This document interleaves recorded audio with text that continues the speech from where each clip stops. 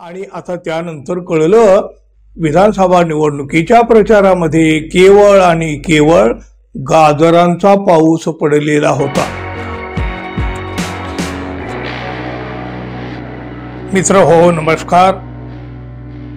विधानसभा निवडणुकीच्या आधी महायुतीनं मोठी गंडवागंडवी केली, फसवाफसवी केली, बनवाबनवी केली, काहीही करून लोकांची मतं मिळवायची यासाठी भूल थापा देऊन मोठी मोठी आमिषं दाखवून महायुती सत्तेत आली, खुर्चीवर बसली सत्तेच्या। खोटं बोलून सत्ता मिळवली, पण ही महायुती जनतेच्या मनातून मात्र उतरली ना हो। अहो बघा, निवडणुकीच्या वेळेला किती घोषणा, किती आश्वासनं, किती थापा, काही मर्यादा उरली नव्हती। कुणी काहीही मागा, अजिबात कोणालाही कशालाही नाही म्हणत नव्हते। अहो तेवढंच काय, कुणी काही नाही मागितलं तरी सुद्धा त्यांना आम्ही तुम्हाला हे देऊ, आम्ही तुम्हाला ते देऊ असं सांगत सुटले होते ना। या नेत्यापैकी, महायुतीच्या तीनही प्रमुख नेत्यापैकी मागं कुणीही राहत नव्हतं। अहो थापा मारायच्या, खोटं बोलायच्या नुसत्या स्पर्धा लागलेल्या होत्या, स्पर्धा।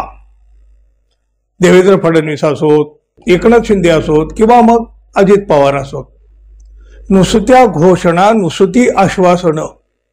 अहो लोकांनी टाळ्याही वाजवल्या आणि मतही दिली, महायुती सत्तेत आली आणि आता त्यानंतर कळलं विधानसभा निवडणुकीच्या प्रचारामध्ये केवळ आणि केवळ गाजरांचा पाऊस पडलेला होता। बघा ना, महायुती सत्तेत येतात म्हणजे शेतकऱ्यांना कर्जमाफी देणार होते। आता सत्तेत आल्यावर काय म्हणतायत की पैशाचं सोंग करता येत नाही। तसंच बघा, लाडकी बहीण योजनेबाबत सुद्धा असंच घडलं।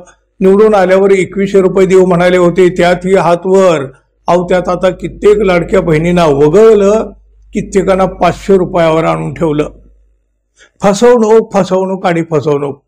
अहो त्यांना वाटलं असेल या लाडक्या बहिणी काय करणार आहेत, एकदा यांची मतं घेतल्यानंतर 5 वर्ष विषय नाही। बघा ते मंत्री नरहरी झिरवळ तर म्हणाले 2100 रुपये देऊ, असं कुणी म्हणालेलंच नव्हतं। शिवाय लाडक्या बहिणी 1500 मध्ये खुश आहेत असा सुद्धा जावई शोध या मंत्र्यांनी लावला। आता मात्र लाडक्या बहिणींनी थेट पोलीस ठाणं गाठलं। फडणवीस, शिंदे, पवार यांनी आपली फसवणूक केली अशी तक्रार त्यांनी दिली। अहिल्यानगर मधल्या श्रीरामपूर पोलीस ठाण्यामध्ये शेतकरी महिलांनी ही तक्रार केली आहे।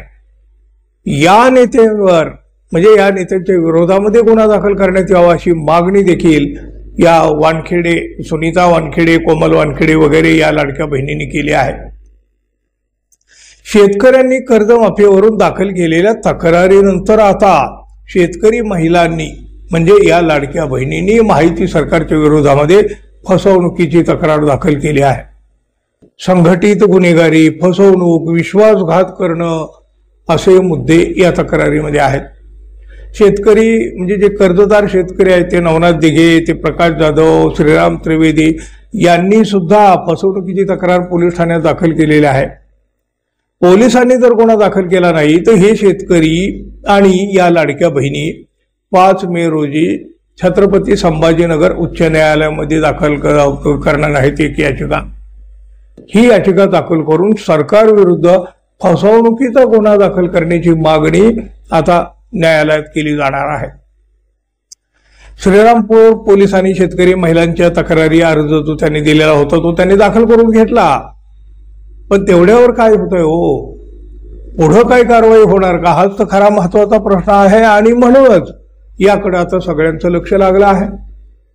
नाही हो, हे पोलीस काहीही करणार नाहीत हे तर उघडच आहे। कसं ते आपल्या मुख्यमंत्री, उपमुख्यमंत्री यांच्यावर काय कारवाई करणार, पण आता एकूण या प्रकरणाला नाट्यमय वळण मात्र नक्की मिळेल असं दिसतंय। पाहूया काय होतंय ते। तोपर्यंत मित्रांनो, आपण अजून आपल्या चॅनलला सबस्क्राईब केलं नसेल तर कृपया सबस्क्राईब करावं ही अपेक्षा आहे। धन्यवाद, पुन्हा भेटू, तोपर्यंत नमस्कार।